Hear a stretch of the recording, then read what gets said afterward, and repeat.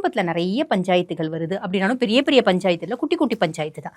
அந்த குட்டி குட்டி பஞ்சாயத்தை வீட்டில் யாருக்கு ரொம்ப நல்லா இருக்க நேரம் அவங்கள டீல் பண்ண விட்டுட்டு நம்ம செவனேன்னு வேடிக்கை பார்த்துட்டு இருந்தால் போதுமானது.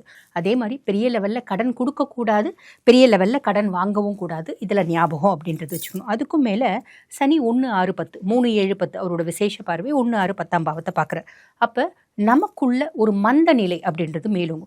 தனுசு ராசிக்கு இந்த சனி பயிற்சி பலன் சவாலான காலகட்டமாக இருக்கும். எந்த ஒரு விஷயத்துலையும் சவால் நிறைய நிறைந்ததாக இருக்கும். ரொம்ப நிதானம் தேவை. ஆல்ரெடி அவங்களுக்கு கொஞ்சம் நிதானம் வந்திருக்கும். ஏன்னா 7.5 சனிலேயே அவங்க ரொம்ப பட்டிருப்பாங்க, பாடலாம். இப்போது அது எல்லாமே பயன்படுத்தி அவங்களுடைய எல்லா ஒரு விஷயத்துலையும் பொறுமையாக நிதானமாக செயல்பாடு பண்ணும்போது அவங்களோட பெயர் ஸ்பாயில் ஆகாமல் இருக்கும். அதே மாதிரி வீட்டில் இருக்கும்போது வீட்டில் இருக்கவங்க கிட்ட சிடுன்னு இருப்பாங்க, வெளியில் இருக்கவங்க கிட்ட நல்ல பேர் எடுக்க ட்ரை பண்ணுவாங்க.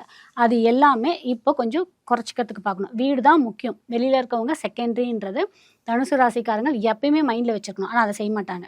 குரு இப்போ இருக்கிறதுனால கொஞ்சம் தப்பிச்சிட்டு இருக்காங்க. குரு கொஞ்சம் கடகத்துக்கு போயிட்டாருன்னு வச்சிங்களேன், உடல் ரொம்ப சோர்வு. அதனால அவங்க ஒரு எக்ஸசைஸு, யோகா இது மாதிரியான விஷயங்கள் செய்யும்போது இந்த சனிப்பெயர்ச்சிலேருந்து நல்ல பலன்களை அவங்க எடுத்துக்கலாம். ஆனால் இந்த காலத்தில் என்ன மாதிரியான பரிகாரங்கள் செய்யணும்னா, மகான்கள் வழிபாடு, ஜீவசமாதி வழிபாடு செய்யும்போது ஃபிலாசபி படிக்கிறது.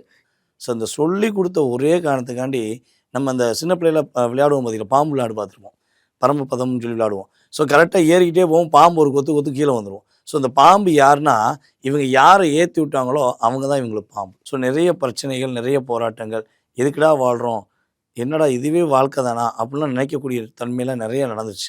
காதல்னால ஏமாற்றம், கல்யாணத்தினால ஏமாற்றம், கை தூக்குன்னு தூக்கிடுவாங்க தலைவர்கள். அம்மாவுக்கு அடுத்த உறவாக தாய்மாமா உறவு தான் வச்சிருக்கும். ஸோ அந்த உறவுக்கும் இவங்களுக்கும் சின்ன சின்ன கருத்து வேறுபாடுகள் மற்றவர்களால் வரக்கூடிய வாய்ப்பு உண்டு. ஸோ அந்த இடத்துல என் மாமா நல்லவர், என் மாமா என்ன பண்ணாலும் நான் மாமா எதிர்த்து பேச மாட்டேன் அப்படிங்கிற மென்டாலிட்டியை அவங்க உருவாக்கிக்கிறோம்.